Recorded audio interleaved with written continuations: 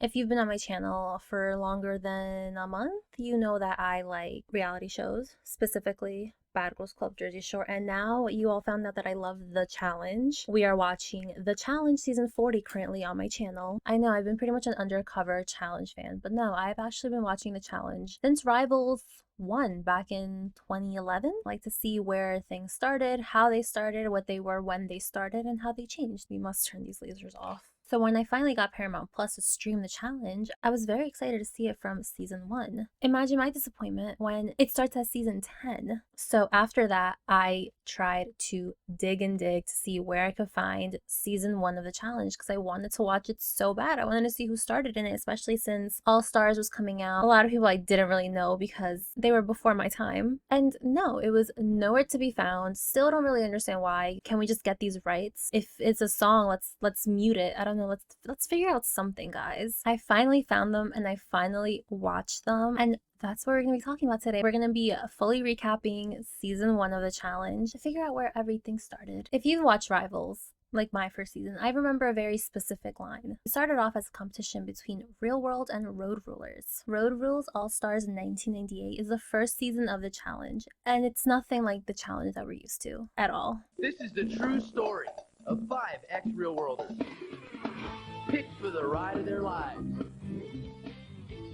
Now, I've never actually watched Road Rules. For some reason, just never appealed to me. I don't even know if I could find it on streaming because I never even try to look into it. It doesn't seem like something I would be into the same way I don't really want to watch Survivor. It's not something I'm into, neither is Big Brother. I know what I like, and those shows are not something that I would enjoy watching. So imagine my disappointment when I find out the first season on the show that I love is just a road rule season. The only good thing about this is that there's only 5 episodes. I was just so upset I couldn't find the full season. I'm like, damn, what are you guys hiding? No, there's just 5 episodes. So Road Rules was its own big little gal. She had 14 seasons. And basically the premise of the show, according to Wikipedia, is that there's 5 to 6 strangers living in this RV and they're just traveling throughout the country, sometimes out of the country, and they complete missions for money. So kind of like the real world, except you're just living in an RV. So the Challenge franchise wasn't really a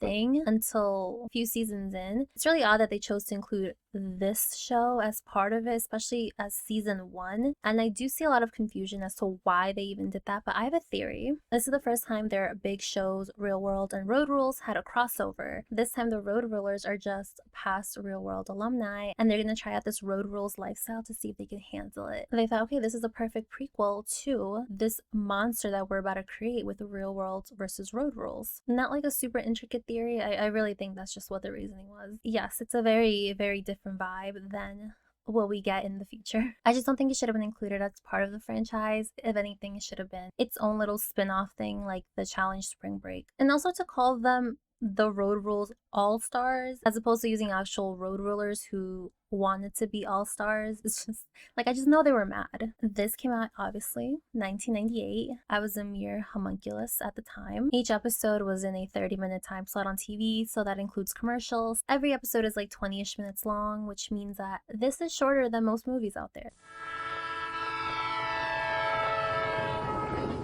Alright, let's meet our cast. So we have Eric from The Real World New York season 1, John from The Real World LA season 2, Rachel from The Real World San Francisco season 3, Cynthia from The Real World Miami season 5, and Sean from The Real World Boston season 6.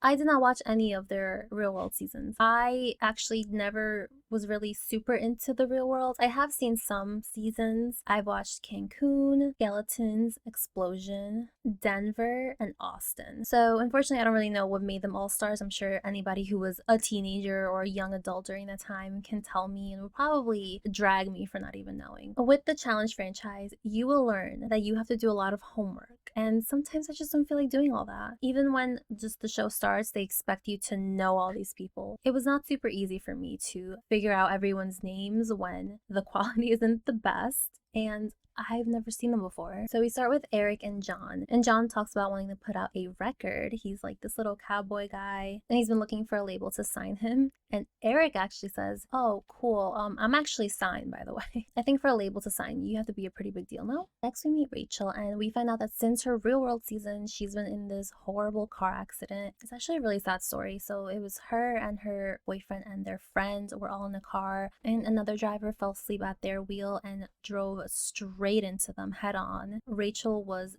ejected from the passenger seat and she completely shattered her leg. Her boyfriend and her friend unfortunately both died, and Rachel was left with a shattered leg, which she jokingly refers to as her bum leg. She does have a super positive outlook though. She's very outgoing, she's very sweet. Next we meet Cynthia and she says that she's a travel agent, and she even shouts out dogs, cats, and birds, which is so funny because I literally have all three. The last person they pick up is Sean, and Sean is a little bit nervous because everyone else knows each other. He is from the latest season, so he is the new kid. Not everyone really knows him. They find instructions that tell them to hand over their money because whatever money they are going to be earning is the only money they're allowed to survive on. The money that they're about to get now is supposed to last them 9 days. Now, Sean and Rachel hit it off, and I'm sitting there wondering, is this going to go anywhere? The next day, they get their first clue. This must be our clue. And it's a recording from none other than Puck. Who's this? This is Mr. Big of Road Rules. Don't touch that dial. There's nothing wrong with your clue. I'm not on the trip. I'm controlling it. And I think it's so funny because the recording just keeps going in and out because it's so old. Puck tells him to go to the Winnies so that they can get Pond Road, and the guys talk about how much they do not like Puck and that he's a wannabe. In the confessional, Sean says that Rachel might be taking the flirting the wrong way, but in the same confessional, he says that he is starting to like her, so I feel like you're sending out mixed signals, Sean. They get into the van and they find another clue, a ghost book. They play a cassette. Oh, I'm scared. I'm scared. But not half as scared as you're gonna be. Who are you gonna call? Ed and Lorraine. Ed and Lorraine Warren, as in The Conjuring, Ed and Lorraine. I gasped when I heard this. I cannot believe the first challenge season has Ed and Lorraine Warren in it. They make it to a destination and it is a, paranormalology research center. Paranormalology, right? Their license plate is Ghost. I love that they're so committed to this and they don't give a fuck. Ed tells them that they're going to be spending the night in the mental hospital, and he quickly takes away any liability by saying, I'm not forcing you to do this. You are doing this because you want to do this, so I don't want to hear nothing. Mission number 1, I'm not even fucking kidding. Mission number 1 is to prove the existence of ghosts. That's your mission when you go there. It's so goofy. You have to like it. At the hospital, they make it to the morgue, and there are dozens of other psychics here. Ed tells them how to avoid a possession. You make the sign of the cross, very large, and you say, in the name of Jesus Christ, I command you to leave and go back to where you came from. But it's only as potent as your belief in it. The guys are not taking this seriously. The girls are, though. They are terrified because they do not fuck with that ghost shit, and rightfully so. So the guys decide to fuck with everyone. They make the girls with 3 other sidekicks follow them down a spooky hallway, and the whole time it's just the guys making these spooky noises, and one of the psychics who doesn't know yet goes, oh my god, did you feel that? That's just so much sadness in the air. And those 3 psychics get so mad that they literally leave after that. They do not fuck with them and they don't want to be made fools of, so they just go home. They're obviously bored because nothing's going on, so they do this. The next day, they go to Ed's house and Ed reads over their notes and he is not happy. He's not happy that no one took this serious. He's not happy that everyone made it a joke. But one of the guys like, oh, my bad, and everything's good. So Ed shows them the pictures that they were taking. Forgot to mention, yes, Ed gave them all like disposable cameras to take pictures, and we see these pictures with these blurs on them, and they're like, yep, that looks like psychic energy to me. It looks like psychic energy to me. To me, it looks like someone took a picture of a white wall in the dark with a shitty camera with the flash on. But no, this proves the existence of ghosts. So mission number 1 is complete. After the mission is complete, they go to Eric's house, and at Eric's house, they get a message from Puck, and he tells them that they are going to New Zealand. Pucky had a little lamb. Its fleece was white as snow. And if you losers want some cash, to New Zealand you must... super fun, super exciting. The cast make it to New Zealand. Rachel makes a comment about Eric and how sweet he is because he's always offering to get her bags for her. And then they get to the van and get a clue. Go to the town of Featherston and find the farm of Raymond Matthews. And that night we see Rachel and Sean's little relationship heating up because they go to a peep show. Next day they find out they're going to a sheep farm. And they kind of shit on Rachel for her outfit because she's wearing these wedges. But she only has heeled shoes and hiking boots, and because of her accident, every time her foot is flat, it hurts her more as opposed to when it's lifted at an angle. So that's why she always wears heels, because it's more comfortable. They're all so hungry, so they go get breakfast even though they're already running late. This causes them to be an hour late to mission 2, which is sheep shearing. You guys ready to do some work? What eh? you doing? That's basically what happens, but in the most chaotic way.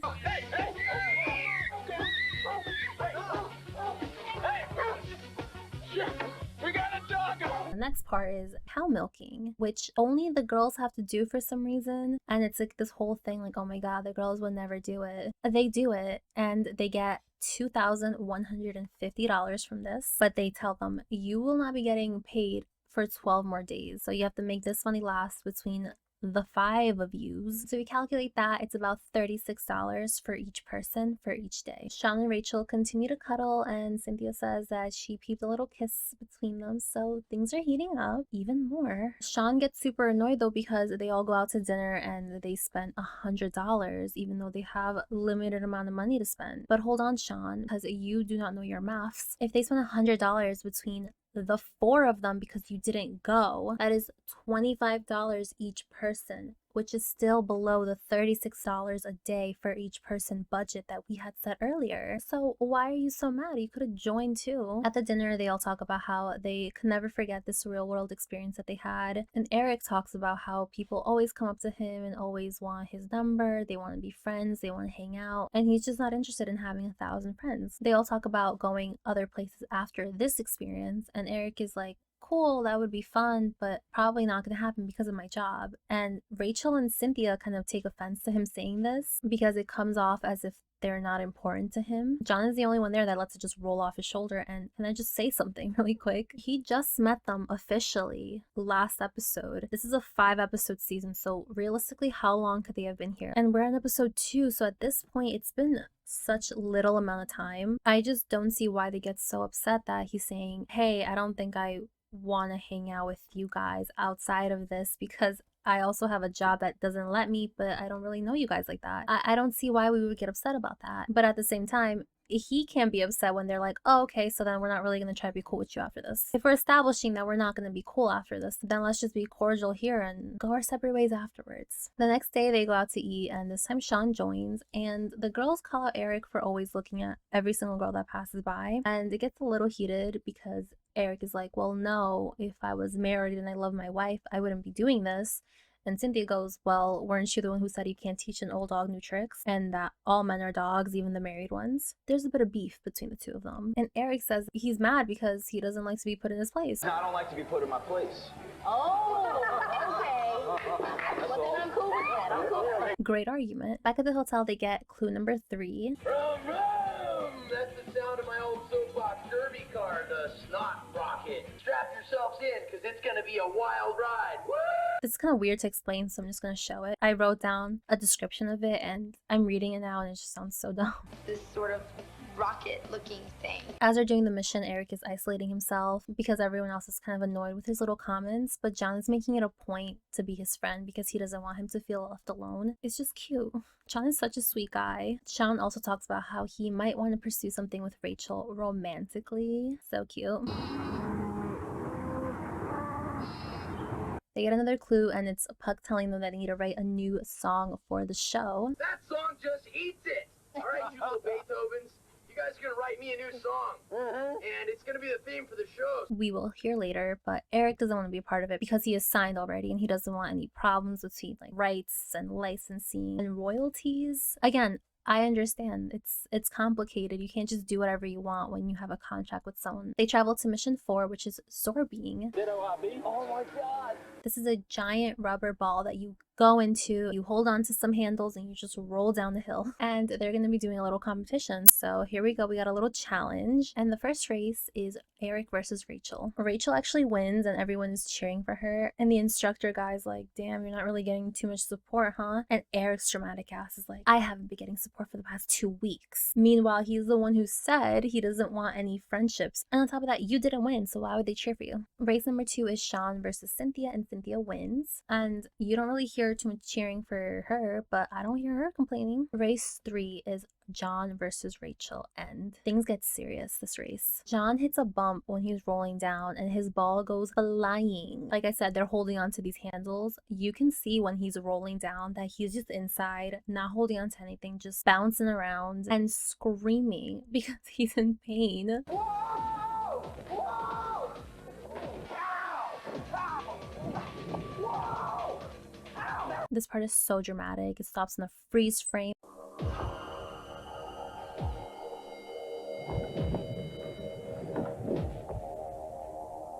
After commercial break, it starts on the freeze frame. It's slow motion to the gods.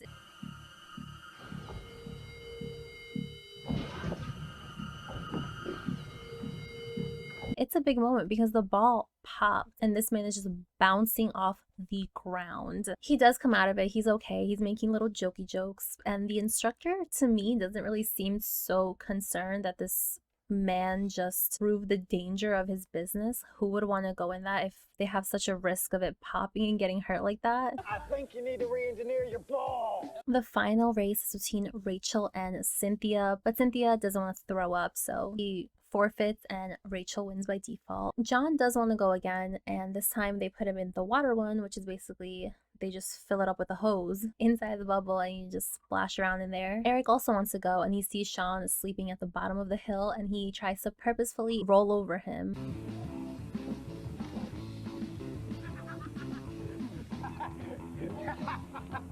As a little joke, but still annoying. Also annoying that you're sleeping at the bottom of a hill where these plastic rubber balls filled with your castmates are rolling inside of and down. Eric wants to go yet again. Rachel got her money, they have their stuff, they're ready to go. Eric is like, yeah, sure, whatever, I'll meet up with you later. So everyone else is like, okay, bye. And then when Eric sees that they're actually leaving, he's like, oh my god, you're really gonna leave me like this? Everyone starts arguing except for John because he is not with the petty bullshit. He is waiting outside so everyone can just argue inside the van. And what I'm doing here, and everybody had an attitude with me. And what? Everybody had an attitude.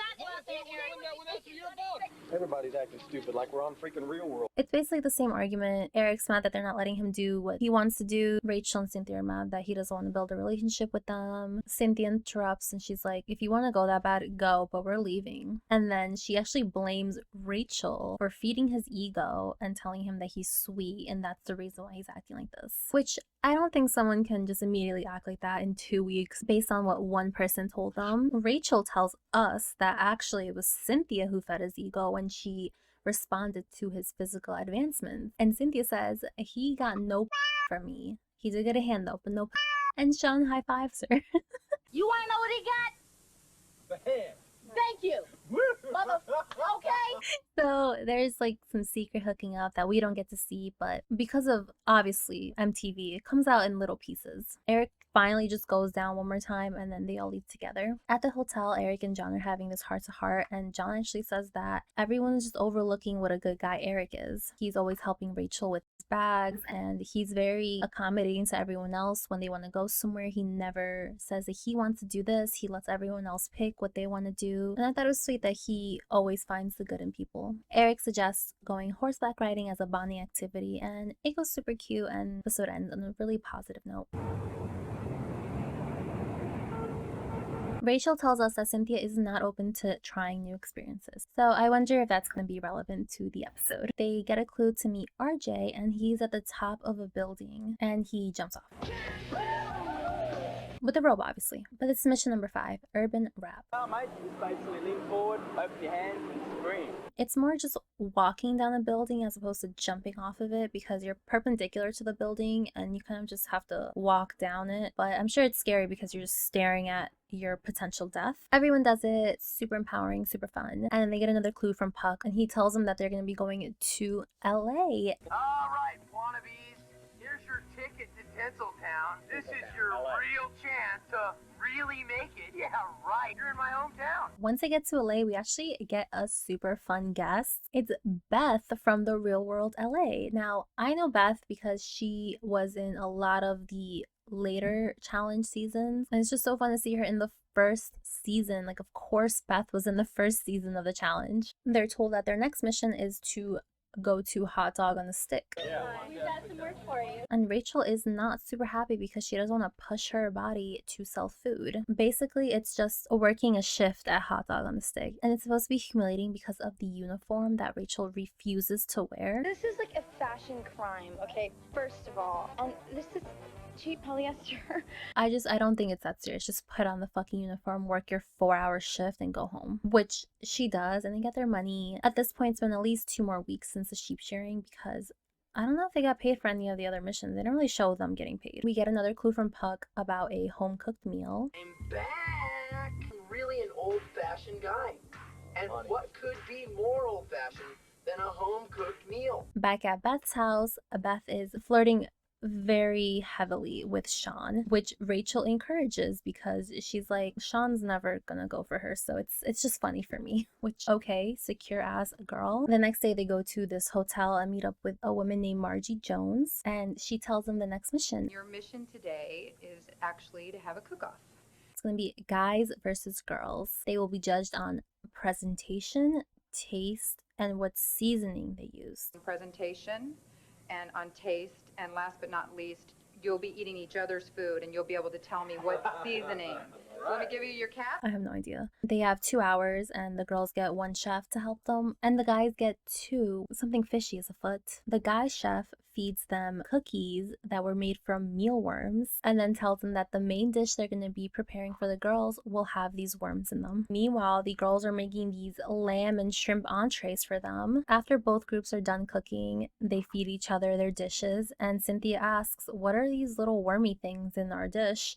And the guys are like, oh, it's noodles. Rachel says the meal is fabulous. And after they're done, that shady ass chef tells the guys to tell the girls what their dish is made of. And they're like, yeah, it was worms. These aren't worms. Yeah, they are. Look at they're squirming in there. So Cynthia, rightfully so, is mad as fuck that they made her eat worms. Rachel's fine with it, but I'm on Cynthia's side because how dare you? And then we find out that the chef wasn't even a chef. She was an entomologist. I heard her call her doctor. Dr. Mason? And I just thought, oh shit, she has like a PhD in cooking or something like dumb like that. Whole time she just studies bugs. Cindy's in the bathroom rinsing her mouth and she comes back mad as hell. And again, rightfully so. And they make it seem like she's only yelling at the guys, like, how dare you make me do this? But she's also looking in the direction of where the doctor was sitting. That is not funny.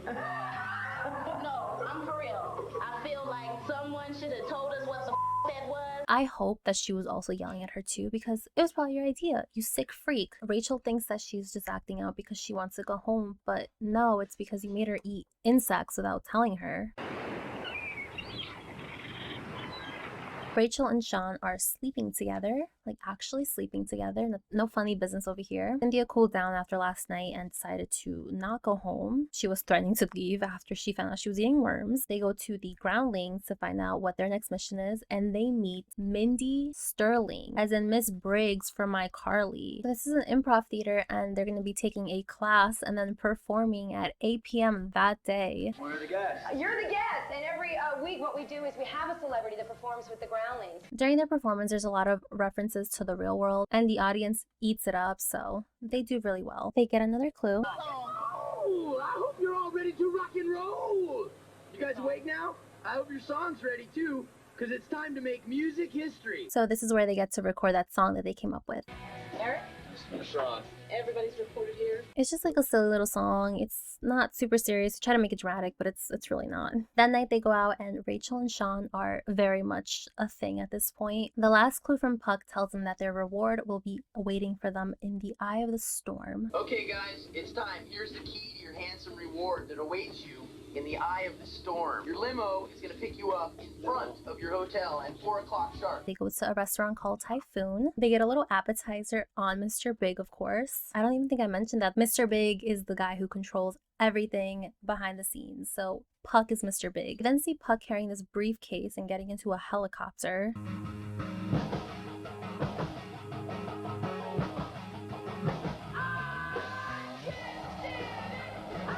To make his way to the group at the restaurant. He pulls up on them in the helicopter and gives them this briefcase with their prize in it. And it's just so awkward the entire time because these people at no point considered Puck as this mysterious being, Mr. Big.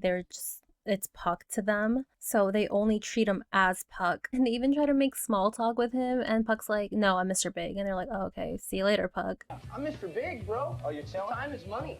It was lovely seeing you. Have a nice time. Bye. Just like that. But anyway, they open their little grand prize and it's a trip to Costa Rica. And then the episode ends with the song that they recorded, and it's actually a really cute song. This is the true story about the world has been. Not a difficult season to get through. The cast had a fun little dynamic. Eric had his little dramatic moments. Rachel and Sean had the romance. John was the voice of reason. And Cynthia gave us like spicy little commentary versus Eric. She just was jokes the whole time. So I actually found out after this that Rachel and Sean got married and they had 9 kids. They're still together to this day. And I just know they gave all these little challenge couples hope that their love was real, but no one's been together longer than them. Right now for a review of this season. I thought the format was really weird. The clues and the riddles were just so random to me. I don't really see the point in doing that if we don't get to see them ponder what it could be. There was pretty much only one conflict this season when it came to the money, and that was, hey, you're not going to get any money for 12 days after this. But it was just not really brought up in a way that I felt, oh my god, we're so broke, we have no money. It was just said and then completely forgotten about. The missions were really funny. Why was one of them, hey, just work a shift at this cart and get paid for it? Hey, roll down in a rubber ball. And we also didn't see them get paid every single mission. So again, with the whole money thing, I don't understand. Why do we need to do these missions? Is it to get the money or is it just to do them? There's never any chance that they're not gonna get done. I've never felt like that once during the season, like, oh my god, someone isn't gonna do this mission, oh no, because they're not difficult missions. The only other competitions were the Zorbing one, which wasn't even a competition because how can you strategically win that? You just have to fall faster. There's not really much you can do with that, you know? And then the cook-off wasn't even a cook-off. It was just a ploy to get them to eat worms. If anything, tell them what it is first and then see if they can do it. And if they don't do it, then there's consequence to not doing it. But you're just not telling people and making them eat it and then laughing about it after. But yeah, I feel like this season, even though it came off of an established show already, didn't really have the production value I expected. They tried to make Puck look like this cool, I don't know, spy guy, and it just didn't work because it's just Puck. It's actually funny thinking about how awkward that interaction was at the end. Like, that was supposed to be his big moment. He's been in the shadows this whole time and nothing interesting happened. So what do you guys think about this season? Do you guys like it? Are you guys mad that it's part of the challenge franchise? I feel like it shouldn't be, but then right now we wouldn't be on season 40. I think it should have been a cute little spin-off that didn't go anywhere else, especially because there's no competition in this one. It's just, hey, do this and you win. So with that, would you consider these first 5 people challenge champions? Because they technically did win. They won their grand prize at the end, but they didn't really have to compete for it. They kind of were just given it. If you're still watching, thank you so much. Don't forget to subscribe for more recaps. I do such random ones. The last one was Scooby-Doo. Today's is the challenge. Who knows what my next one will be? And I will see you next time. Bye. Blue dreams, I'm with the stars when I face blind. She a nightmare, but it be hard for me to wake up. Let me know what choice to cut off and get my cake up. Fuck a whole comments and my soul is all I'm saving. Pure heart, I got love even if you hate it.